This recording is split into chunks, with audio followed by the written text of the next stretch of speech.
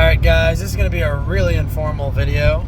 I'm going to try to do it in one take as well. We're going to talk about kind of what is the best older vehicles to try to maintain and keep long term. So if you've watched the channel, you know that I have a 2005 Silverado.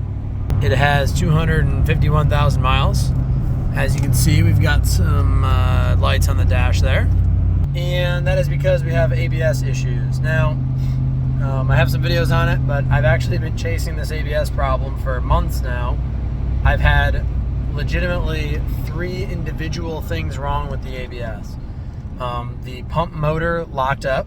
I tested that in one of my videos and confirmed that it was shorted, right? So completely broken for sure.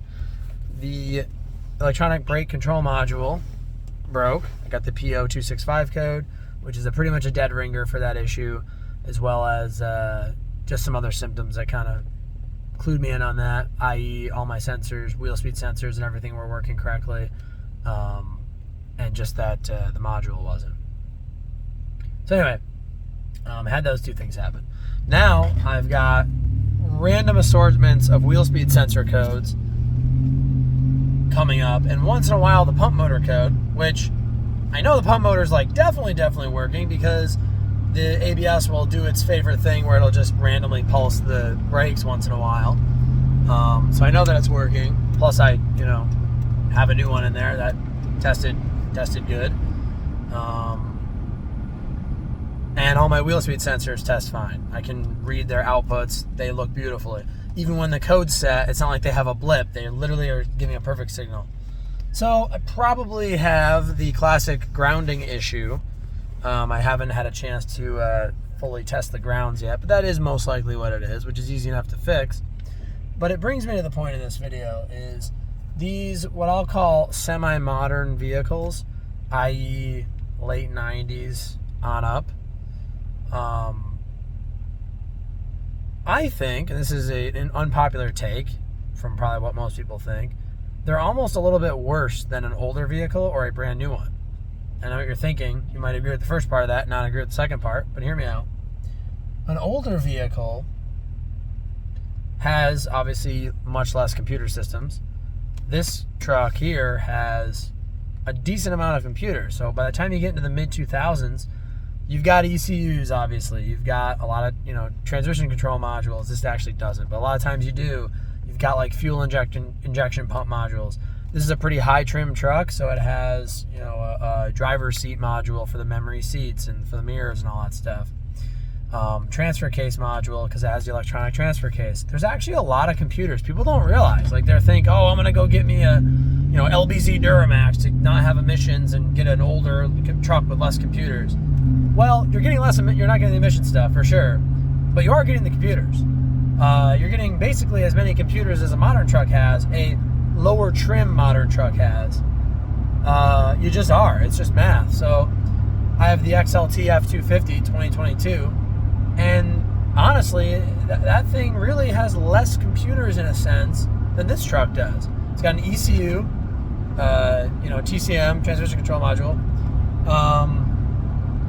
Transfer case probably is a module because it's an electronic transfer case, but there's no memory seats or anything, so it doesn't have any of those modules. I bet it's very similar to this, if not less, but I'm slightly digressing. My point of this video here is when you get into these mid-2000s trucks that people really laud them as if they're godly. And listen, I love this truck. I'm not trying to talk crap about my own vehicle, but the reality of it is you're dealing with 20-year-old computers. Not only in physical age, if it's the original computer, but also just in design, right? It's a much older style of technology, right? Larger, resistors and various chips on the boards, and the processing speed's not as high. Just anything, take a 2005 laptop and try to use it today, right? Obviously, it's a little bit different with a car because you're not doing software updates on a 2005 Silverado, but some of the principles are there. Combine that with corrosion and just temperature changes over the years and all that kind of stuff, and you're gonna have some wear even on the computer side of things. So it's it doesn't last forever, right? These things are not infallible either. So I think we need to understand that, I think we need to understand that, like, it's actually kind of almost in a weird middle ground between the old and the new. Whereas brand new vehicles, they've been making computers for a good long time now, and computer technology's gotten better. So I really think a modern vehicle, a modern base model vehicle, probably has an overall more reliable computer scheme than higher trim older vehicles. And the feature sets are kind of similar. This ABS problem, to circle back to the beginning, is kind of what makes me think of this, because these year Chevys are just known for people just chasing their tail with these ABS problems, and they just have a lot of components that fail a lot of the time. And newer vehicles, of course, can have a lot of the same issues, but for example, Chevy puts the electronic brake control module and that pump motor under the driver's door and not under the hood. Now, unfortunately, they still do that to this day, which is kind of dumb. But like other brands are putting them under the hood and have for a lot of years. So it's just maybe a more reliable system, right? So there's things manufacturers learn as the years go by. I'm sure Ford and Dodge and Ram, said to themselves, wow, we're not going to put those where Chevy does, because it's not a reliable place to put it, right? You have a lot of debris, that can kind of, dirty things up, so, and cause issues.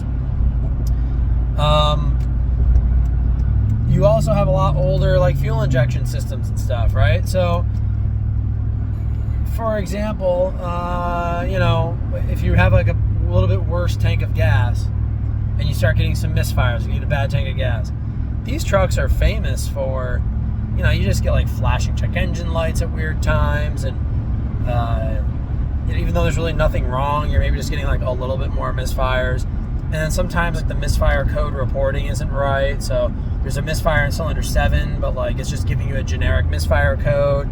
It's just not as advanced, right? Like the technology's not quite there. So it can be harder to diagnose and can be harder to fix, and then sometimes you'll waste money throwing parts at it accidentally because a code is telling you something that's not quite accurate. Even with like EVAP stuff, all the OBD2 technology just, wasn't as good as it is now. So there are a lot of reasons to, I think, go early 90s, 80s, where you're dealing with really just one or two computers, or obviously older and get in the carburetor era and keep things restored and do that way, or go out and buy brand new, or closer to brand new, I should say, and get the more modern technology that's had time to get kind of flushed out and proven. Now, before I get a bunch of comments on all this, again, the big caveat is you got to stay away from the high trim level trucks and probably modern diesels with all the emission stuff.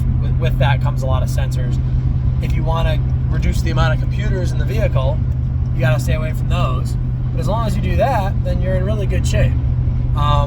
Again, you're not getting many more systems than you would on something older, but you're probably getting a little bit more tried and true technology. So anyway, that's just kind of a different perspective, I think, than a lot of people have.